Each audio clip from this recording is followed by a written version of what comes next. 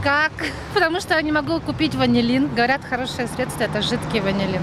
А где он продается, никак не могу найти. Уже который день ищу. Ванилином в воде, ванилинчик. А скажите, а какая должна быть пропорция? А по-моему, чайная ложка на стакан воды. Обычно использую крем и смешиваю его с ванилью. Но это не часто, когда я выезжаю за город, в лес, допустим. А в городе? Никак, просто игнорирую. Купили в аптеке эту желтенькое лекарство какое-то. Как называется, не помните? Ой, я даже не помню. Там даже для детей можно. Спрей Спрей. Да. помогает. Да, написано, что от москитов и комаров. А сколько стоит? Не, ну на дорогу. Что-то 200, что ли, это стоило. Ну, для семьи. Вечером-то невозможно. Дома сижу, на пляже купаюсь. На пляже тоже можно. Ну, а кому сейчас легко? Под водой это легче. Сижу дома. Говорят, ванилин, кстати, помогает. Разводят водичкой, мажут и потом нормально. Пробовали? Пробовали на отдыхе, на сплаве. Вроде спасало. Или там уже просто привыкаешь к ним, сложно сказать.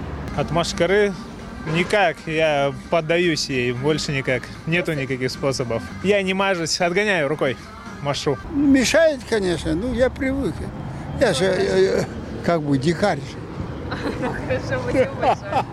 Никак, иногда на даче мажусь противокомариным средством. Берете полстакана воды, сыпете туда 5 грамм ванилина, мажетесь, и все очень хорошо. Я часто брызгаюсь от мошек там или от комаров и надеваю куртку. Ну, стараюсь не бывать на природе, к сожалению, невозможно от нее спастись.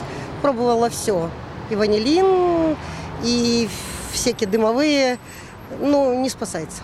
А в городе вот сейчас хорошо, а если вот сядешь на скамеечку куда-то ближе к лесочку, тоже мошкара вовсю тебя доедает. Стараюсь уйти. Да ужасно, в том году такого не было. Ну, все говорят, от пожара, наверное, ее пригнали. А в лесу вообще невозможно, на даче все мучаются с нею.